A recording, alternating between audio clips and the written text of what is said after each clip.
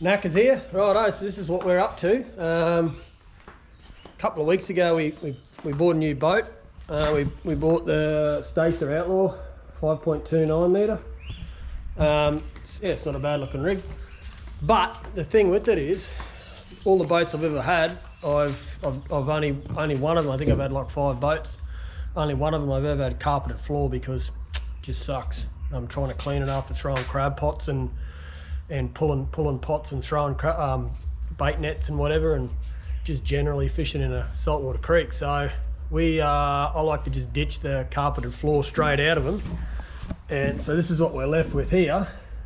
All the flotation stays in, carpeted floor comes out, and we use that floor as a template to do a different type of floor. So this is what we're doing here. All right, so this is at, I think it's called PVC or it's plastic cabinet making material. All right, so it's waterproof. Yeah, so what I've done here is I've painted it with that concrete paint. So exactly like what I got in the shed here. All right, I did this on the shed floor a little while back. Coat of grey urethane paint, then you throw all the flecks on it, roll them in, and then you throw a couple of coats of the clear over. So I decided, well, work good on the shed floor, why not do it on the boat floor? And it's actually, because it's a little bit of an uneven surface, it's already like fairly non-slip. So, but I am going to throw in to the clear coat, I am going to throw in some of this anti-slip medium. So I got that from a local place.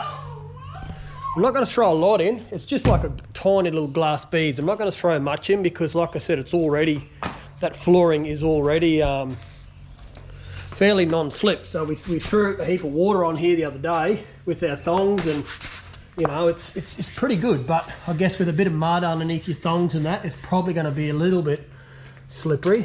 But so that's why I'm going to throw some of that glass stuff in. So we've got 18 mil, and it's nice and firm under your feet as well, so it doesn't flex or anything like that. So that's what it is, and then we've thrown that product over the top, thrown the flex in, and now we're scraping off the excess. As you can see, there's flex everywhere. So I've got my little helper helping, and this is what it is. So you want to lift it up, Ash? Yeah. We'll lift it We up. haven't lifted. We'll lift it up. Ready? Watch this. Yes, that's all the excess. And then I'll get round here, scrape it all off, and that gets rid of all the high spots. Keep going. Gets rid of all the high spots and takes it back just to the flake that's actually stuck into the paint. So that when you put the clear coat on it. Yeah, so when you put the, what is it? Why? So when you put the clear coat on. Yeah, when you put the clear coat on, all of the excess doesn't come up with the clear coat. Exactly. Doesn't stick to the roller and push around everywhere. So, yeah. So that's one Ash is doing now. This is one that we've already done all these pieces here. This is our last one. That's our last one, yeah. And so this is what it ends up like.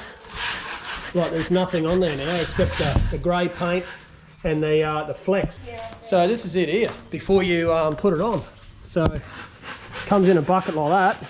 We just painted the floor with the grey urethane, and then as we were painting it on, it's coming behind and throwing all the flex into the ground. And then what you do once you've got all the flex in, all the chips, I guess, I think they're vinyl chips, you grab your roller. So this is what you do here. All right, you grab yourself a roller. I've just got just a paint roller in there, and I just put a bit of 50mm plumbing PVC over the top of it. And then once you've got your flex on your paint, you just push them into you just roll them in. And as you can see, like some of it sticks to here, but you know, the majority of it sticks to the paint. That's why there's excess, because those are the ones that didn't get pushed through. Yeah, that's why there's excess, that's right. Clean up all this excess here, and chuck down some new black plastic, and then we'll throw 2 coats of clear on, so urethane clear. 1 coat, and then I think it's like 6 hours later or whatever, throw another coat on, and then 24 hours, chuck it all back in the boat, screw it all down, and Bob's your uncle. Yeah, should be a good thing. But yeah, all this flake we're using here is leftover from the shed. So I think I had 4 of those containers, so 4 of those containers there, and we actually swept up like 2 whole containers, so there's only 1 container of it in the floor, and the rest got swept up and scraped up and put back into the buckets. We only used like 1 container to do all this flooring, so, and we got heaps more in it than what we did in the shed. The shed's a little bit sort of bare. If you have a look at this, I'll just flip this around. See how you can see like it's pretty much 100% fleck in the paint. Like you can't see any paint, whereas on this floor you can see like paint in between the fleck. We didn't put as much on there because we thought we were going to run out.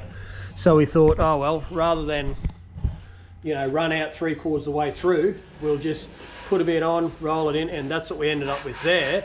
But then we had 2 whole containers left over from what we swept up, so I kept it. They reckon don't reuse it, but I think that's just because what happens is when you sweep it all up and you know, it's because it's so fine, it breaks to pieces. So like the chips, instead of being sort of that big, they end up smaller. So because they're all broken, but who cares? Doesn't worry me. So we're going to get that all the clear urethane done. Then we're going to get this floor put back in here, and screw it all down and go fishing. So that's it. And that way, when we're in the creek fishing, all we need to do is just grab a bucket of creek water, throw it out on the ground, a bit of a broom, get rid of all the mud, down to the back, like bucket it all down into the back there. I've got a removable hatch. This is a little hatch that goes where the bilge is, where the bilge pump and the bait tank pump is. So that sits in there like that, into the back of here, and then you pull the bungs out of the back of the boat, or the bung I should say, and that will end up all down in there. And if we need to clean any leaves or any bits and pieces of rubbish out, we can just pull that one center one there out, pull that out. You've got access to all your bilge and all that there. You can clean out any crap, mango leaves, whatever, and away you go. So these hatches that are removable, I've double-sided, so I've actually done the product on both sides. That way when you take it out, it's not plastic on one side, it's all painted. But the other ones, like this one here, it stays screwed down, so This side's not painted. just painted the one side. And you got to remember, like, I painted the end of here because that's going to end up right there at the end of the casting bit, so you got to see it. So you need to make sure you paint it. All right, so that's that. We're going to chuck some coats of urethane on, clear, and might video that too while we're putting it down. But We forgot to film the rest of it. yeah, we didn't film all the cutting out and all that sort of stuff. I thought, We probably should have. yeah, it was a bit of a mission actually. It was a bit of a mission. Like, for argument's sake, it had to all be scribed in. You know, like this is the same shape as the hull. It's obviously curved. And all of these pieces fit perfectly. Yeah, to all the- those fit in. Obviously, that's a rib up the side of the boat, and they've got that aluminium plate here that covers anything that's where the side console, all the cabling goes down for the side console. So there's another little patch that covers over that as well, which fits in nice and neatly. So that's what's left over. So now we've got to clean all this up, lay down some new black plastic, and go again. Put the clear coat. But Ashley reckons this is satisfying. Come check this out. Oh yeah. So this is the urethane that we mixed in the bucket. Oh, look at that. That is satisfying. It's so good. There you go. Righto.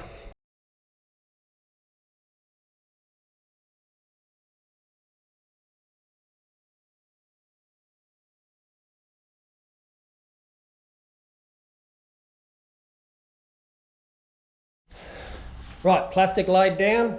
So let's put all the jigsaw puzzle down and get some clear coat on it.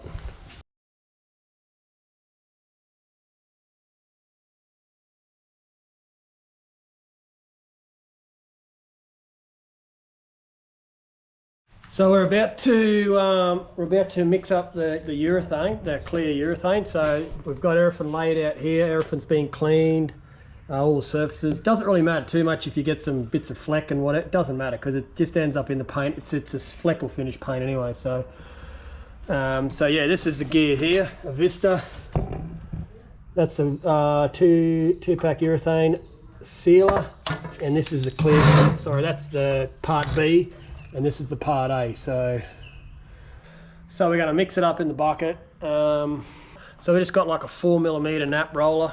So it's doesn't have a lot of. It's not very thick, as you can see. Like some rollers are like 20mm. We put the grey coat down with 20mm because it needed to be quite thick so we could roll those chips into it. But this doesn't have to be. So they say it's like a 4mm nap roller. So that's what we got. So that's the plan. I think we're ready to go. So we'll mix up 2 litres of the clear.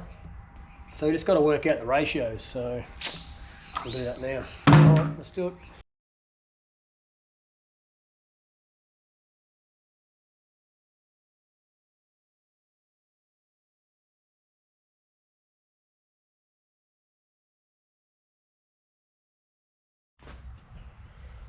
Righto, so that's one of the clear coats done. So looks not too bad, I reckon. It's glossed up a fair bit, as you can probably see.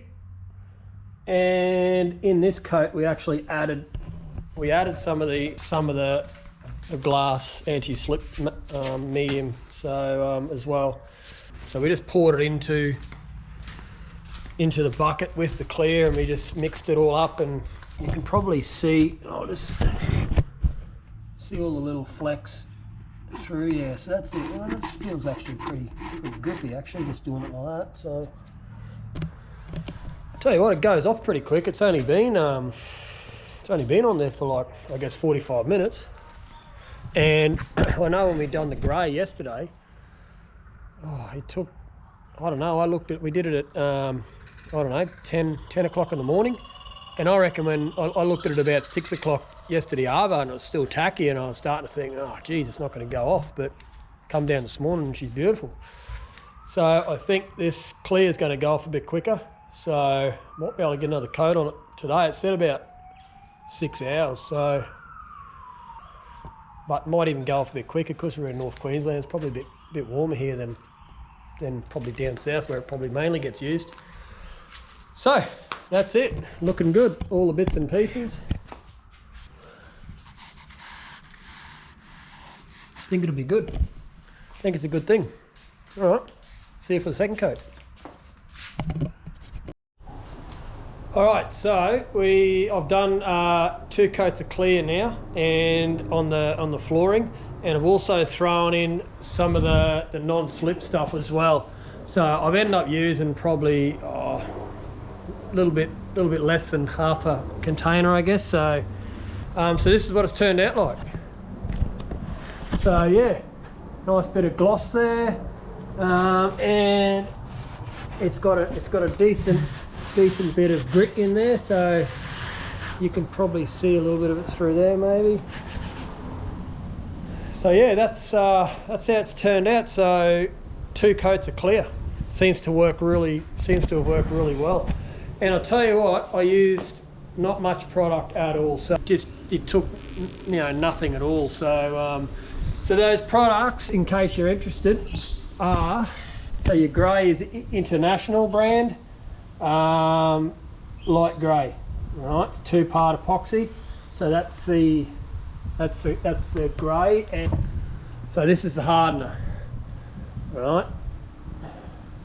And then the clear is this one here, a Vista by Dulux.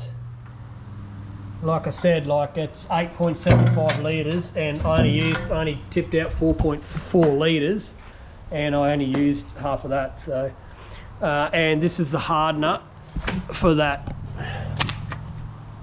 part B. So yeah, I'm going to throw it all back in now and see what it looks like all back together. The floor's back in the boat, and I don't mind it. It looks pretty good. What do you reckon? All down, everything lines up really well. All the gaps are awesome. You can't even see the screws, like, unless you get right up. There's the screws, but there's that little back area there where you can get down into the bilge. So here it is. It just slots in here. I've got to put a little tab on here so I can get it out a bit easier. There you go, in. I borrowed my mate's router. I routed it all, made sure everything was curved, had a curved edge on it, except for the bits that sat along the edge of the hull, obviously, because we just wanted that to be nice and tight in against there, so we didn't route that. But down through the center here, like that's all routed, so you don't have sharp edges. All the joins are all routed. Make sure that you do the edges that are going to be visible. Alright, so that there, and this is a hatch obviously, so I've done both sides.